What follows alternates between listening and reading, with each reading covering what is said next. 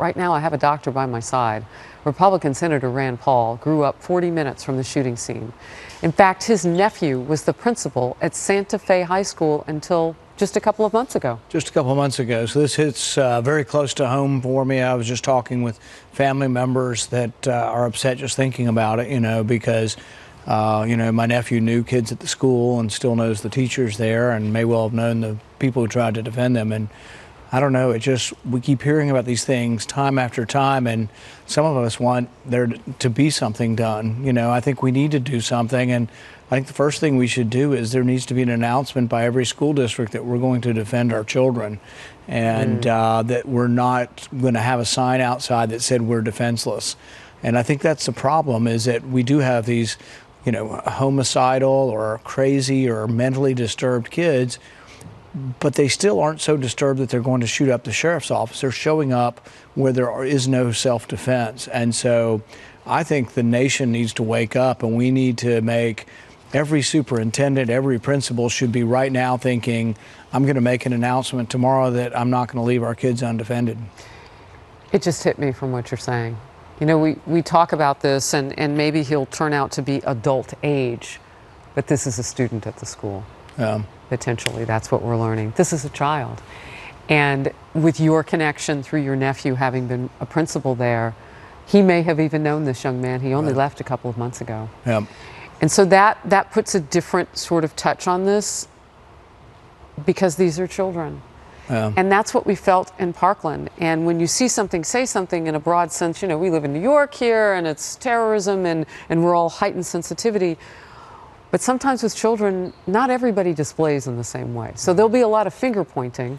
But I think we get distracted. We start talking about something that Republicans and Democrats disagree with on, why do we do that? On gun control. And I mean you, not me. Those on the Hill. Instead of saying, though, but why don't we say it as a country? We're not going to leave our kids defenseless. We're going to defend them. Look, every Hollywood actor that hates guns has armed bodyguards defending them. So they hate guns unless the guns are defending them. Let's announce tomorrow, and let's encourage everybody who protects our kids, superintendents, principals, school boards, announce tomorrow we're not going to leave our kids defenseless. We are going to defend our schools from crazy people with guns. You know what police officers, even in the last hour or so, have told me, but just in a broader sense that I've interviewed, have said you have to start to treat schools the same way that you would any other target in society. They are soft targets because you're not protecting them like hard targets. Well, because we have such mass communication, everybody sees everything. There's always been this phenomenon of copycat killers. But now everybody sees everything, so everyone's seeing these mass shootings. We have a country of 330 million people. All it takes is a fraction of a percent of crazy people. Maybe there's only 100 people in the United States are crazy enough to do this. I mean, we're seeing a shooting pretty commonly, but there's only 100 of them. But if there's 100 of them, and it's your school. Yeah, we need to defend our schools. Yeah, I shared this with our audience earlier, maybe not quite in as much detail, but there have been 7 school shootings which appear to be intentional. That's different from the 31 times that guns have been discharged on campuses for sundry of other motivations or reasons. But 7 that we know of, 4th fatal shooting at a school this year. And some of the numbers, as you know, with Parkland, 17 dead, 12 injured, are daunting.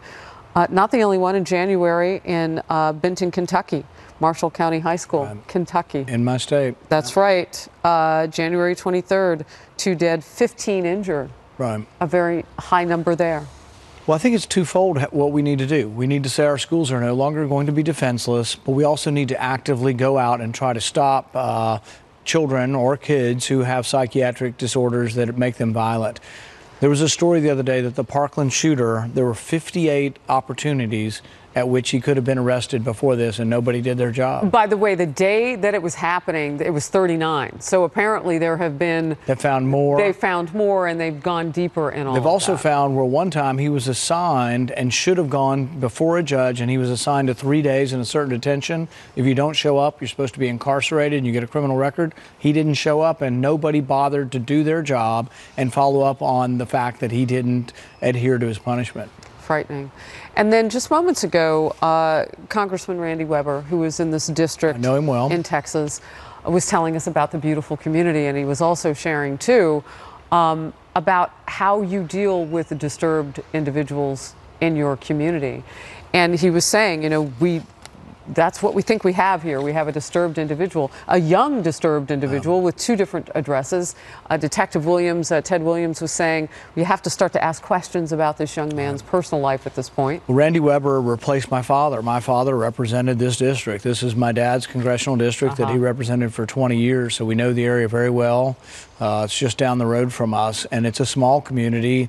A couple thousand people probably live in Santa Fe. The county probably has a few more, but it's a very small town. I'm sure everybody knows everybody in that community, and it'll be doubly sad because it's not an impersonal thing. It's going to be very, very personal. It's personal for all of us in America. When I heard that child, Layla Butler, tell me just a short time ago that they had to figure out how to get to Highway 6 so they could cross the highway running to get away from the school. It's personal for all of us. I've been shot at. I was at the baseball field when we were shot at, and first you got to figure out where's it coming from, who's shooting at us, is there one shooter or more, and you're not sure even in the beginning what side of the building or the tree to get on to avoid being shot. And so it is a harrowing thing, and for kids even more so because they haven't experienced as many things. You know, as a doctor, and you hear from so many sources, and even police wouldn't talk in detail maybe about the other weapons that we're learning about, but a shotgun, what does that do to the body? Well, you know, one, it scatters, and so a lot of people can be shot with one blast of a shotgun. And, you know, the pellets penetrate everywhere, but you can be shot with 15 bullets, you know, from one blast. If they're close enough, one person could be, you know, penetrated 15 times. And so they're devastating from a short range, you know, a shotgun can be. And so we talk about all of this, oh, we're going to ban AR-15s. Well, they're more high-powered and you can shoot more rapidly than a shotgun, but a shotgun's equally devastating, you know, from 10 yards, 15 yards away. An art class? Yeah, it's not probably 10 yards. Yeah. Maybe. Yeah, but probably it's not. Devastating. And so this gets back to this whole thing, oh, people just want to say, oh, we're going to ban guns. Well, we're going to ban shotguns. We're going to ban every gun. You can't do that possibly. So what we ought to do is what we can do. We get so distracted in the debate over banning guns that we don't have the debate we should have. How do we secure our schools? How do we defend our children and make sure they're safe? And then how do we try to prevent this from happening by finding if someone is that unstable and they're making threats, how do we separate them from guns? Not all the rest of us. How do we separate crazy people from guns? So as a doctor, you treat the whole patient. No matter what your line is, you know that at any moment you're treating somebody who physically is having a situation. But what I hear you saying too, in society as medical professionals, you're also looking at the things that we don't see.